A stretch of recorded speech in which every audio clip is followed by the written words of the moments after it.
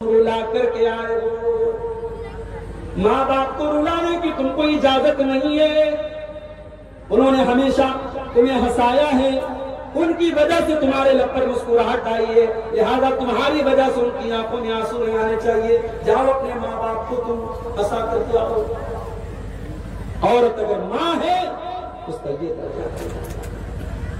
और यही औरत अगर बेटी बन के आती है, अल्लाह के प्यारे नबी क्या फरमाते हैं, मनिबुतुलिया बिहाज़िहिल बनाति शैअन कुन्न लहू सित्रम मिनन नार। जिसको अल्लाह ताला बेटी देकर के आजमाता है, जिसका इम्तिहान अल्लाह ताला बेटी देकर के लेता है और इस इम्तिहान में वो खरा उतर जाता है, अल्लाह के प्यारे नबी फरमाते हैं कुन्न लहू सित्रम मिनन नार। वो बेटी अपने माँ बाप को जहन्नम की आग से बचाती है। ओ बेटी वालों, बेटी तो तुमको जहन्नम की आग से बचाने के लिए आई है, मगर तुमने क्या किया जरा गौर करो। कितनी बेटियां हैं, बाप अपनी बेटी से ढंग से बात तक नहीं करता। जवान बेटी से बात करना भी अपनी इंसल्ट समझता है। बाप घर में आता है, बेटी जल्दी से कमरे में चली जाती है, बाप को देख के डर जाती है। वो लोगों, बाप बेटियों को डराने वाला नहीं, बाप बेटियों से प्यार करने वाला होना चाहिए। अल्लाह के प्यारे नबी जनाब मोहम्मद रसूलुल्लाह सल्लल्लाहु अलैहि वसल्लम कैसे बात करें।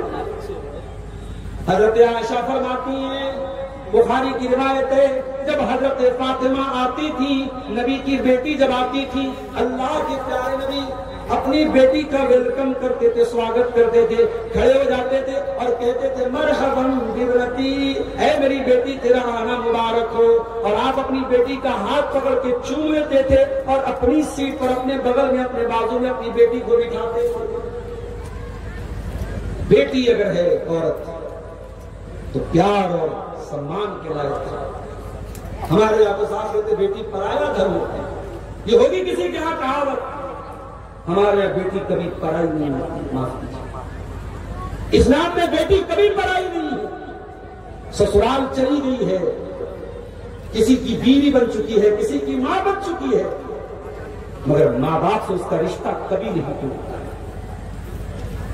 और मैं याद करवा लो, तुम बेटियों को जहेज देते हो, काश कि तुमने जहेज बंद करके बेटियों को वरासत में उनका हक दिया। जाओ बिहार और कटिहार के किसी भी आयु से सवाल करके पूछो कि भाई अपनी बहन का हक दिए बगैर और बाप अपनी बेटी को जायदाद में वरासत में उसके हक से महरूम करके अगर हज करने जा रहा है, उमरा करने जा रहा है, क्या उसका उमरा कबूल होगा? ये कोई ऑप्शनल चीज नहीं है कि चाहो तो अमल कर लो। अल्लाह ने कुरान में जब वरासत बयान की, फरमाया वतिल्का हुदूदुल्लाह, ऐ मेरे बंदो, हम जो वरासत का मसला बता रहे हैं, बेटी का इतना है, बेटे का इतना है, शौहर का इतना है, बीवी का इतना है, बाप का इतना है, माँ का इतना है, हम ये जो मसला बयान कर रहे हैं, ऐ दुनिया वालों कान खोल करके सुन लो, वतिल्का हुदूदुल्लाह, ये अल्लाह की बनाई हुई बॉर्डर है, ये अल्लाह की बनाई हुई हद है। इंडिया की बांग्लादेश की बॉर्डर करीब है आपके यहां से, बांग्लादेश की बॉर्डर और नेपाल की बॉर्डर करीब है आपके यहां से। अगर बॉर्डर पर बीएसएफ के जवान बैठे हैं, अगर इलीगल तरीके से कोई बॉर्डर क्रॉस करता है, फौरन सिपाही एक्शन लेते हैं। इलीगल तरीके से किसी को किसी दूसरे देश की सरहद में जाने की इजाजत नहीं है। अल्लाह कह रहा है वरासत का जो कानून हमने दिया है, ये अल्लाह की बनाई हुई बॉर्डर है, ये अल्लाह की बनाई हुई हद है, ये अल्लाह की बनाई हुई लिमिट है। इसको क्रॉस करोगे तो तुम इलीगल मानोगे। बाप के मरने के बाद भी बाप की वरासत में बेटी का हक है। हाँ, बेटे का आधा मिलेगा उसको, क्योंकि बेटा कमाता है, बेटा अपनी माँ को भी खर्चा देता है, बीवी को भी खर्चा देता है, बेटे की जिम्मेदारी रहता है, बेटे को डबल मिलेगा, मगर बेटे का आधा बेटी को भी मिलेगा, भाई का आधा बहन को भी मिलेगा। ये अल्लाह का बनाया हुआ काम। इस्लाम में बेटी पराया धन नहीं होती है। यही औरत जब बीवी बनती है, कभी आपने गौर किया निकाह का ये बंधन कितना मजबूत होता है। शौहर और बीवी के दरमियान نکاح کے بعد کوئی پردہ نہیں ہے. جب تک شادی نہیں ہوئی تھی ایک دوسرے کو دیکھنا بھی جائز نہیں تھا. جب تک شادی نہیں ہوئی تھی عورت کے بدن کو ٹچ کرنا بھی حرام تھا. جب تک شادی نہیں ہوئی تھی عورت کے بدن کو دیکھنا بھی حرام تھا. اور آج نکاح ہو گیا, سر سے پیر تک وہ عورت حلال ہو گئی. یہ نکاح کی برکت ہے. اور اس نکاح میں اللہ کا نام لے کر خطبہ نکاح پڑھ کے قاضی صاحب ایجاب قبول کراتے ہیں, مولوی صاحب نکاح پڑھاتے ہیں, اللہ کا کلام پڑھ کے دلہا سے کہتے ہیں کہ میں تیرا نکاح فلاں کے ساتھ کر رہا ہوں. اللہ کا کلام پڑھ کر کے یہ نکاح کیا جاتا ہے. اسی لیے اللہ کے پیارے نبی نے اپنے آخری خطبے میں حجۃ الوداع کے موقع پر عرفات کے میدان میں 1.25 لاکھ صحابہ کو خطاب کر کے فرمایا تھا, اتقوا اللہ فی النساء, اے لوگوں تم عورتوں کے بارے میں اللہ سے ڈرتے رہنا. فإنکم اخذتموہن بأمان اللہ, کیونکہ تم نے جب نکاح کیا تو ان کو اللہ کی پناہ میں لیا ہے. واستحللتم فروجہن بکلمۃ اللہ, اور تم نے اللہ کا کلام پڑھ کر کے اللہ کا نام لے کر کے ان کی شرمگاہوں کو حلال کیا ہے. کب تک وہ حرام تھی, نکاح کے ذریعے تمہارے لیے حلال. اور جب یہ عورت بیوی بن کے آتی ہے, اللہ کی قسم, گرل فرینڈ بوائے فرینڈ کے رشتے بہت چل رہے ہیں سماج میں, حرام رشتے بہت چل رہے ہیں سماج میں, مگر جو غلط ہے وہ غلط ہی رہے گا اور جو صحیح ہے وہ صحیح ہی رہے گا. شوہر اور بیوی کا جو رشتہ ہے, جو حلال رشتہ ہے, اللہ کی قسم اس میں سکون ہے. حرام رشتہ میں سکون نہیں ہے. اور یہی وجہ ہے کہ آج گرل فرینڈ بوائے فرینڈ کو دھوکہ دے کے بھاگ جاتا ہے. یہ برگر اور پیزا کھانے والی قوم جب ہر چیز میں فاسٹ کام کرنے لگی, شارٹ کٹ تلاش کرنے لگی, تو رشتوں میں بھی شارٹ کٹ تلاش کیا جائے. شوہر سے من بھر گیا تو شوہر کو بیوی چھوڑ کے بھاگ رہی ہے, بیوی سے من بھر گیا شوہر چھوڑ کے بھاگ رہا ہے.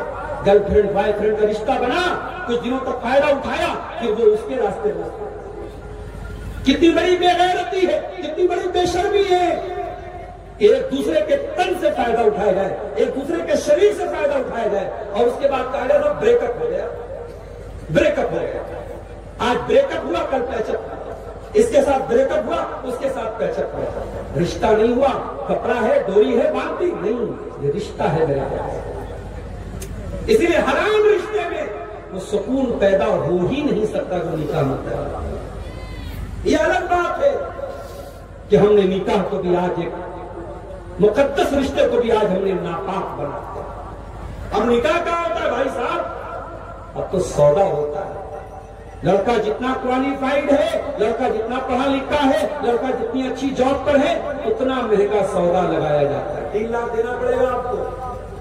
ہمارے لڑکے کو بلیٹ چاہیے, اور تھوڑا اگر لڑکا زیادہ پڑھا لکھا ہے, زیادہ پیسہ کمانے والا, گورنمنٹ جاب میں ہے, تو بڑا سا منہ کھل جائے گا, فارچونر چاہیے. اور آج کل فارچونر سے بھی بڑھیا کوئی گاڑی آئی ہے, کیا نام اس کا, کچھ بھی ڈیمانڈ کر دیا. بیٹیوں کا تم سودا کر رہے ہو, بے شرمی اور بے غیرتی کی حد ہے. بیٹیاں سودا کرنے کی چیز نہیں ہوتی ہے. بیٹی بڑی نصیب والے لوگوں کو ملتی ہے. میرا تجربہ ہے, تم بھی تجربہ کر کے دیکھ لو. جس کے گھر میں بیٹی پیدا ہوئی ہے وہ تجربہ کر کے دیکھ لے, اس کی روزی روٹی میں برکت پیدا ہو جاتی ہے, اس کے مال میں برکت پیدا ہو جاتی ہے. آٹومیٹک اس کو محسوس ہوتا ہے کہ میرے گھر میں برکت ہے. اور جن کے گھروں سے بیٹیاں چلی جاتی ہیں ان کا کاروبار مندا پڑ جاتا ہے, ان کی روزی روٹی کمزور ہو جاتی ہے. بیٹیاں برکت لے کے آتی ہیں. عورت بیٹی ہے, برکت لے کے آئی, ماں ہے جنت لے کر کے آئی, بیوی ہے سکون لے کر کے آئی. وَمِنْ آيَاتِهِ أَنْ خَلَقَ لَكُمْ مِنْ أَنفُسِكُمْ أَزْوَاجًا لِتَسْكُنُوا إِلَيْهَا. میرے بندو, اللہ کی بہت بڑی نشانی یہ بھی ہے کہ اس نے تمہارے جوڑے بنائے, تمہاری پتنیوں کو بنایا, تمہاری بیویوں کو بنایا. ہاں اے لوگوں, اتنے بڑے بڑے جلسے کر رہے ہو, کس لیے کر رہے ہو؟ جلسے کا عنوان کیا رہتا ہے؟ معاشرے کی اصلاح کرنا ہے۔ معاشرے کی اصلاح کیسے ہوگی؟ جب تک گھر کی اصلاح نہیں ہوگی، اور گھر کی اصلاح کیسے ہوگی؟ جب تک نیک گھر والی نہیں آئے گی۔ اسی لیے اللہ کے پیارے نبی فرماتے ہیں تنکح المرأۃ لأربع، جب عورت کا نکاح ہوتا ہے 4 چیزیں عورت کے اندر لوگ دیکھتے ہیں۔ لمالہا، پیسہ دیکھتے ہیں، ولجمالہا، خوبصورتی دیکھتے ہیں، ولحسبہا، خاندان دیکھتے ہیں، ولدینہا، اور کچھ لوگ دینداری دیکھتے ہیں۔ آپ نے فرمایا فاظفر بذات الدین، تم دیندار عورت کو اپنے گھر میں لے کے آ جاؤ، تم کامیاب ہو جاؤ گے۔ وہ لوگوں، دیندار عورت کو لے کے آ جاؤ، وہ تمہاری سگریٹ چھڑوا دے گی، وہ تمہارا رجنی گندھا چھڑوا دے گی، وہ تمہارا سود اور بیاہ چھڑوا دے گی۔ تم نیک عورت کو لے کے تم کو نیک کہا لاتے ہو، تم کو خوبصورت لاتے ہو، تم کو اپنی برادری کی لاتے ہو، اپنے خاندان کی لاتے ہو، تم دینداری کو نہیں لاتے۔ عورت سکون لے کے آتی ہے۔ اچھا، ایک عورت ہے جس سے آپ کا کوئی رشتہ نہیں، جلسے میں آپ کو وہاں آپ کی ماں بھی ہے، بہن بھی ہے، بیٹی بھی ہے۔ ماں کا سمان کرنا ہے، بہن کو عزت دینا ہے، بیٹی کو عزت دینا ہے۔ ایک چوتھی عورت آئی، کوئی رشتہ نہیں ہے میرا اس کے ساتھ، میں دوسرے گاؤں سے آیا ہوں، وہ میار پور کی لڑکی ہے، میار پور کی عورت ہے، میرا اس سے کوئی رشتہ نہیں ہے۔ میں بھی جلسے میں جا رہا ہوں، وہ بھی جلسے میں جا رہی ہے، سامنا ہوا۔ قرآن کیا کہتا ہے؟ قُل لِّلْمُؤْمِنِينَ يَغُضُّوا مِنْ أَبْصَارِهِمْ، اے مسلمانوں، کوئی غیر لڑکی تم کو نظر آ جائے، اپنی نگاہوں کو نیچی کر لو، اسے گھور گھور کے نہ دیکھو، اپنی نگاہوں کو اس کے اوپر نہ جماؤ، اپنی نگاہوں کو نیچی کر لو۔ اسلام نے عورت کو کتنا سمان دیا ہے۔ کوئی غیر عورت ہے، کوئی رشتہ نہیں ہے، نہ بہن ہے، نہ بیٹی ہے، نہ ماں ہے، لیکن کوئی غیر عورت بھی ہے تو آپ کو اسے گھورنے کی اجازت نہیں ہے، آپ کو اسے ہراسمنٹ کرنے کی اجازت نہیں ہے، آپ کو اسے پریشان کرنے کی اجازت نہیں ہے۔ آپ کے سماج میں کسی عورت کے بارے میں افواہ ہو گئی، وہ عورت بدچلن ہے، آپ نے بھی مزہ لینے کے لیے اس کو لوگوں سے کہنا شروع کیا ہے فلاں کی لڑکی تو بدچلن ہے۔ آپ کے پاس کوئی پروف نہیں ہے، آپ کے پاس کوئی دلیل نہیں ہے، اور آپ نے کسی عورت کو بدچلن ہونے کا آروپ لگایا، کیریکٹر پر آروپ لگایا، تو قرآن کیا کہتا ہے؟ وَالَّذِينَ يَرْمُونَ الْمُحْصَنَاتِ ثُمَّ لَمْ يَأْتُوا بِأَرْبَعَةِ شُهَدَاءَ فَاجْلِدُوهُمْ 80 جلدہ۔ جو کسی بے قصور عورت پر، کسی پاک دامن عورت پر بدچلنی کی تہمت لگائے، چرترہین ہونے کا الزام لگائے، کیریکٹر لیس ہونے کا الزام لگائے، اس عورت کے اوپر زنا کا الزام لگائے، اور 4 گواہ اس کے پاس نہ ہو۔ اسلام نے جو ثبوت مانگا ہے، جو گواہ مانگا ہے، اگر وہ گواہ تیرے پاس نہیں ہے، وہ ثبوت تیرے پاس نہیں ہے، تو قرآن کیا کہتا ہے؟ فَجْلِدُوهُمْ 80 جلدہ۔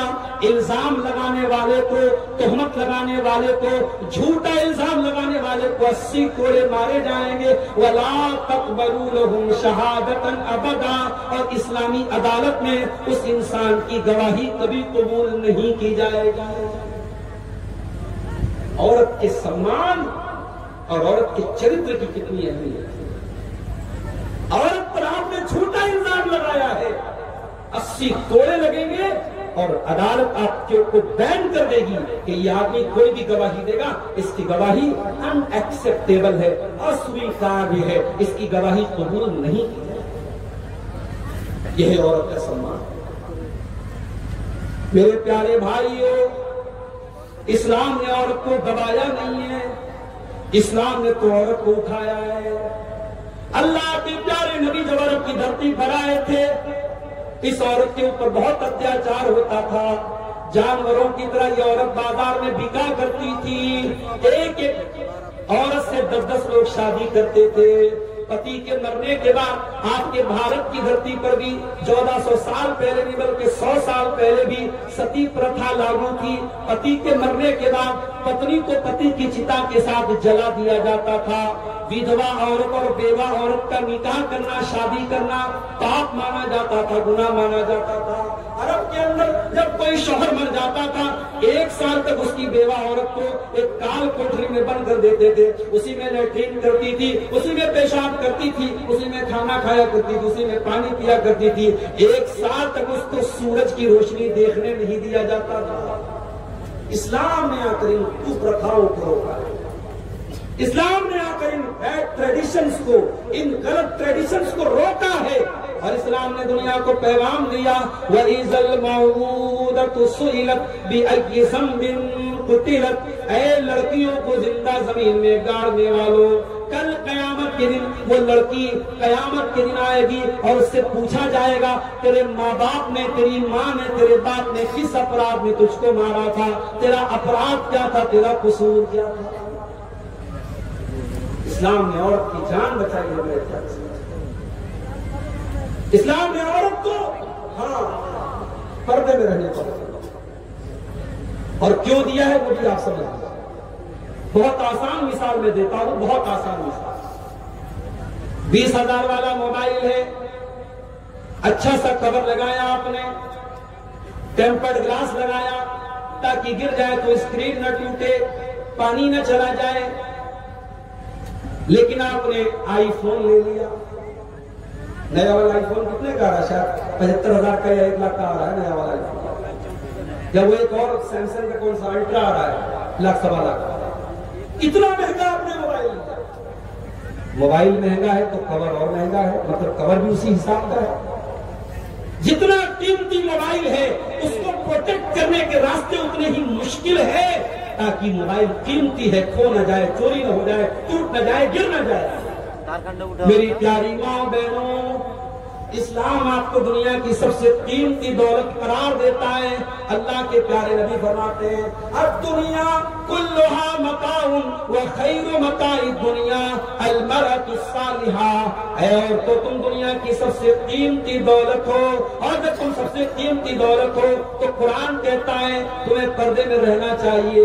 یا ایھا النبی قل لازواجک وبناتک ونساء المؤمنین. اے نبی اپنی بیویوں سے بھی کہہ دیجئے، اپنی بیٹیوں سے بھی کہہ دیجئے، اور تمام مسلمان عورتوں سے کہہ دیجئے یدنین علیہن من جلابیبہن، کہ جب وہ اپنے گھر سے نکلیں تو چادر میں نکلیں، پردے میں نکلیں، نقاب میں نکلیں، اپنے آپ کو ایکسپوز نہ کریں، اپنے حسن کی نمائش نہ کریں، اپنی خوبصورتی کا پرچار نہ کریں، چھپ کر کے نکلیں، پردے میں نکلیں.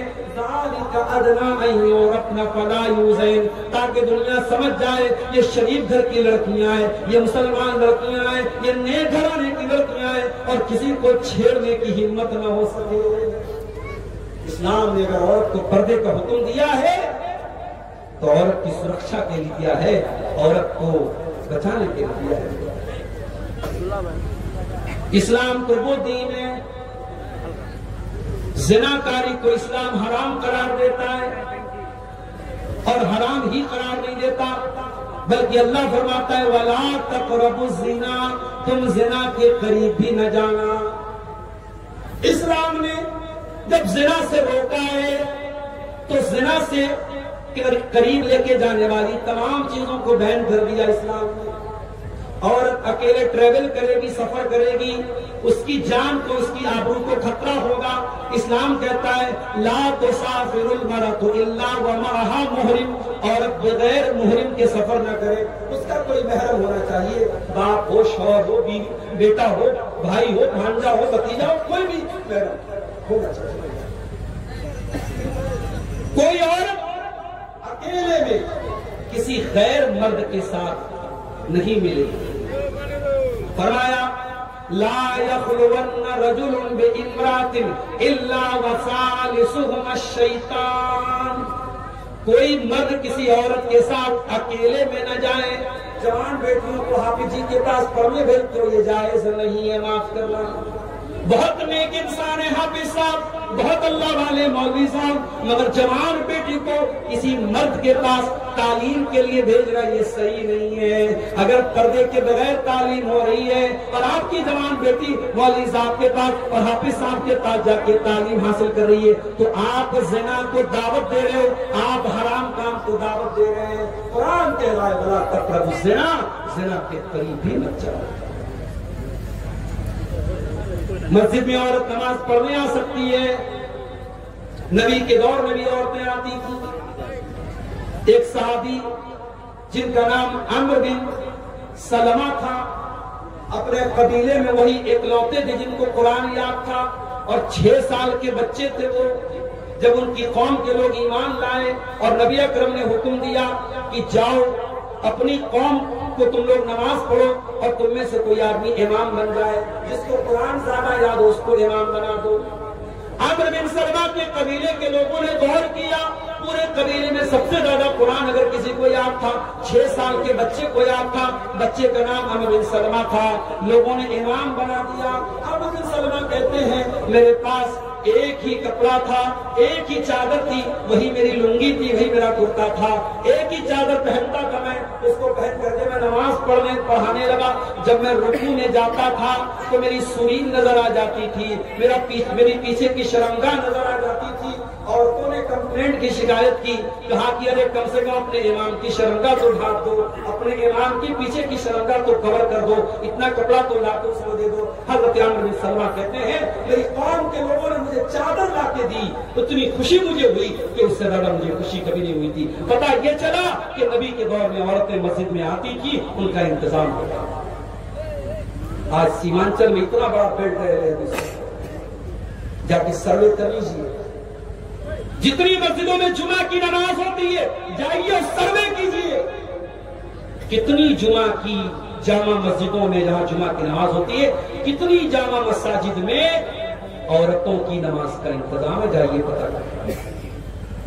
میرا ایک اندازہ ہے کہ شاید اگر 100 مسجدیں ہوں گی جہاں جمعہ ہو رہا ہے تو 90 مسجدوں میں عورتوں کا انتظام نہیں ہونا۔ سیمانچل کی بات کریں، آپ کی عورتیں سال میں ایک بار جلسہ ہو رہا ہے، اور معاف کیجئے گا آپ کے یہاں جلسہ کم اور میلہ زیادہ ہوتا ہے۔